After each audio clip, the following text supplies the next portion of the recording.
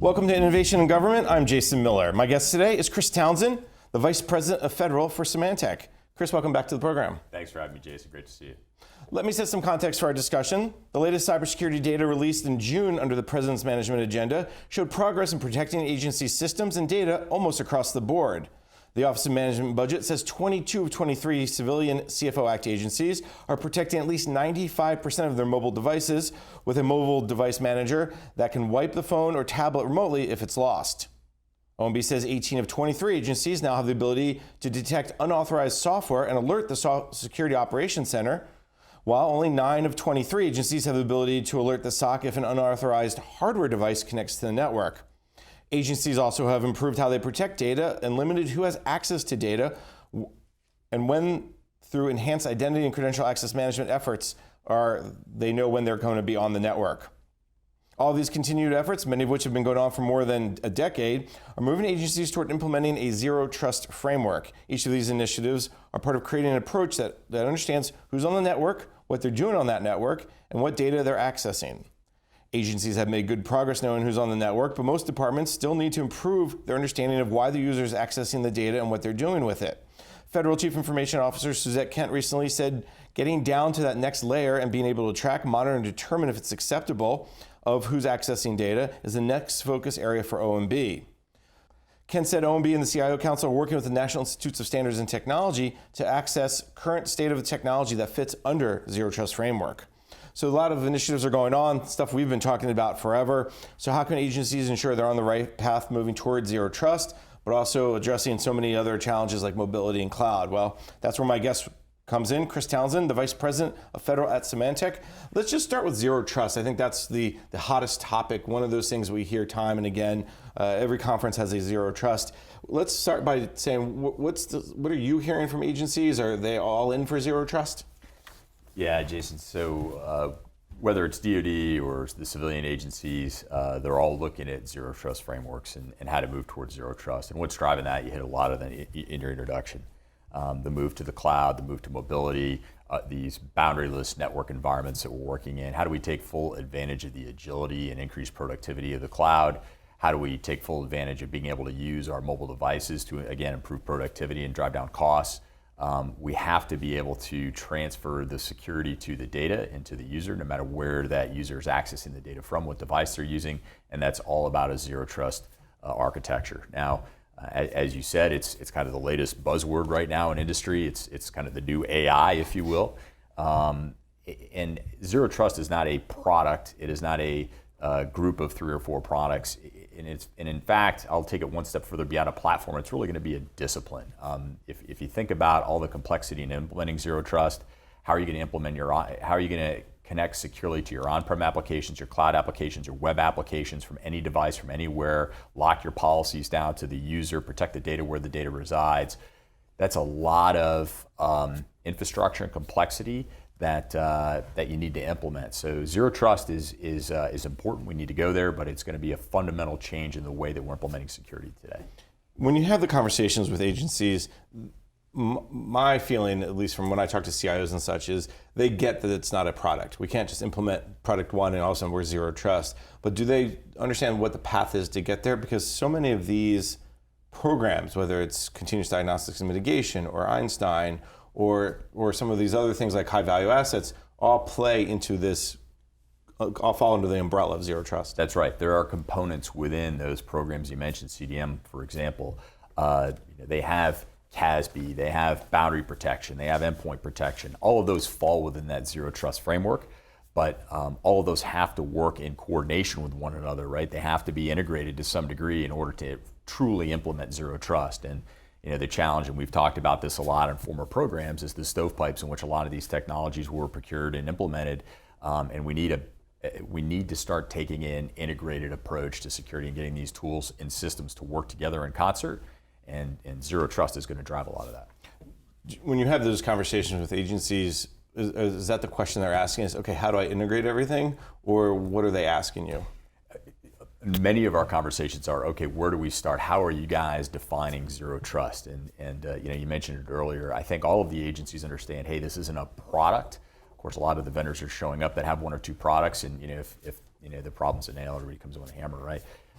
But at the end of the day, they're trying to understand how comprehensive is zero trust. What technologies do I need to consider? What is your approach, Symantec, and how are you looking at zero trust? And really, it's just it's an education process. I think everyone realizes we're just starting down this path.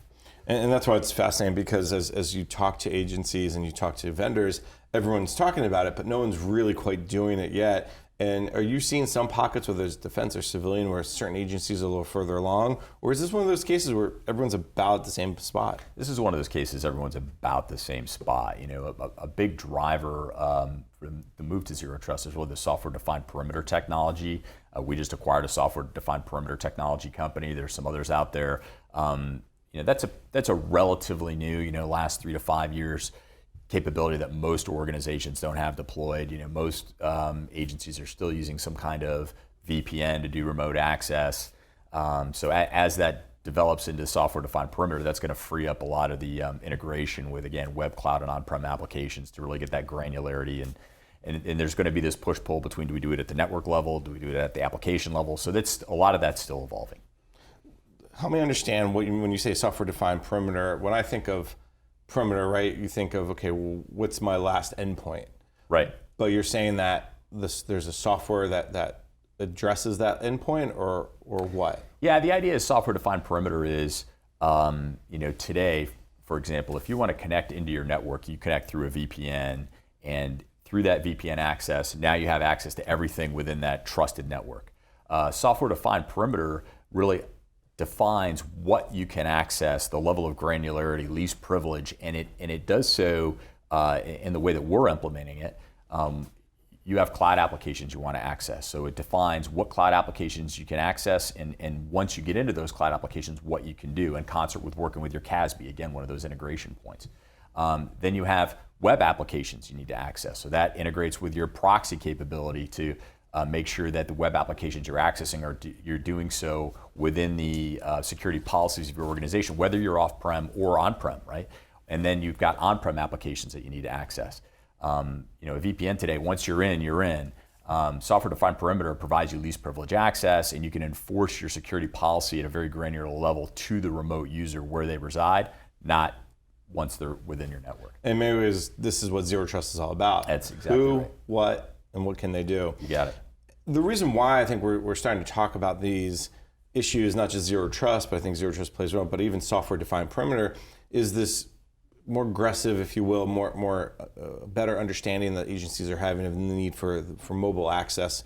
Mobile security then plays a bigger role of how do you secure all those devices, and we're not just talking about smartphones and laptops and tablets, but all the IoT now as well. That's right. Where does mobile security kind of fit into the zero trust discussion? Well, I'll take those two separately, because mobile devices, as we think about tablets and laptops and phones, is one category. IoT is a completely separate category. And of course, when you're applying that to federal, you've got biomedical devices, you've got weapon systems, there are a lot of other things that fall within that IoT category. But just looking at phones for a moment, in your opening, you talked about 95% of our mobile devices are secure by an MDM. An MDM is not providing inspection for malicious content, for unauthorized Wi-Fi connectivity. So this morning driving in, there was just a story about how folks are connecting to Wi-Fi access points that they think are their local Starbucks or a secured access point, when in fact it's not, and these access points are collecting data. MDM does not secure against that. So we need to augment MDM with tools that are ensuring they're securing those end devices, because those end devices are really vulnerable. On the IoT side of things, that's more complex, because a lot of the IoT devices are using purpose-built operating systems. We've developed a lot of capability, for example, to secure industrial control systems, but that's a different approach than maybe an IoT device that you're using for a weapons platform or biomedical. So the IoT security is coming along a little bit more slowly because of the complexity of implementing IoT. And I think a lot of that IoT security is going to have to come with a partnership between the large security vendors and the manufacturers of those devices and building it in from the beginning. But just to tag back to software-defined perimeter, that's where an IoT device should only be giving data back to this one absolutely system, this one port. et cetera, you could really define software defined That's right. where it goes. And I think that's why that technology specifically is so attractive. You've got it 100%. So while we're trying to figure out how to secure those IoT devices, we can provide those IoT devices least privileged access to make sure that if they do get compromised, they're not doing any damage to your systems or exfiltrating any data. Do you get a sense from when you talk to your clients where mobile fits into this conversation?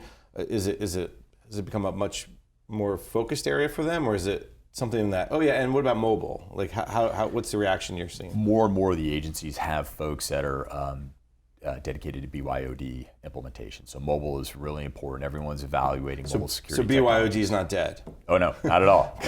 Because you almost hear nobody talk about it anymore. Like, well, we're piloting or testing it.